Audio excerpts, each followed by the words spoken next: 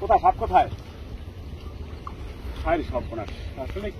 তো দর্শক, লাইভটি যে যেখান থেকে দেখছেন দেশ এবং প্রবাসী সবাইকে আমি বলি যে আমার লাইভে আমি প্রায় এই 25 বছর আমার অভিজ্ঞতা এই সাপ রেস্কিউ করা। তো এমন দৃশ্য আমার লাইফে আজকে এটাই বিরল। তো এর থেকে কোনো বড় ইতিহাস আমার জীবনে ঘটে নাই। তো দেখেন এই একটা ইয়েতে চায়না চাইতে কতগুলা সাপ আটকা পড়ছে।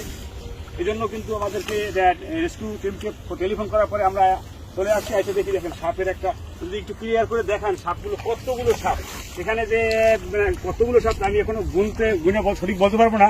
তো ধরার পর বলতে পারবো যে কতগুলো সাপ এখানে আছে, অনেকগুলো সাপ।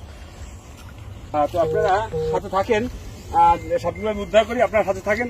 দেখেন এখানে কতগুলো সাপ, সব বিষধর সাপ জালে আটকা পড়ছে। একটু দেখাও, একটু হালকায় দেখাও সুন্দর মতো।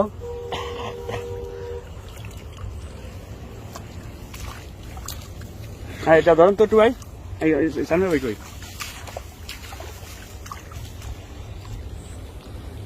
কখন এসে দেখলেন সাপ জালে আটকা পড়ছে? আমি চাইগুলি রাত্রে 5টার থেকে গেছি, সকালে আইয়া দেখি পুরা চায়ের মাঝে শুধু সাপ আর সাপ। তখন আমি আপনার ঘরে ফোন দিই। আচ্ছা দর্শক, আমাদেরকে সাপ দেখে আমাদের রেস্কিউ টিমকে ফোন করার পরে কিন্তু আমরা এসে দেখি। আপনারা দেখছেন, দেখেন কতগুলো সাপ এখানে জালে আটকা পড়ছে। তো এরকম এই সাপগুলো কিন্তু আসলে মূলত আমাদের এটা দেশের সম্পদ। এটা কিন্তু আসলে একটা ক্ষেতের খামার, কিন্তু ক্ষেত খামারে সাপ থাকাটা ভালো। কারণ সাপ যদি না থাকে তাহলে কৃষকের কোনো কৃষি ফল হবে না। কৃষকের ভীষণ উপকার এই সাপগুলো। তো সাপগুলো কেউ মারবেন না। সাপগুলো জালে, এরকম সাপ যদি জালে আটকা পড়ে বা কোথাও দেখা যায় তাহলে আমাদের রেস্কিউ টিমকে ফোন করলে আমরা সাপ উদ্ধার করে নিয়ে আসি। তো আপনার সঙ্গে থাকুন, দেখি সাপ কিভাবে উদ্ধার করি।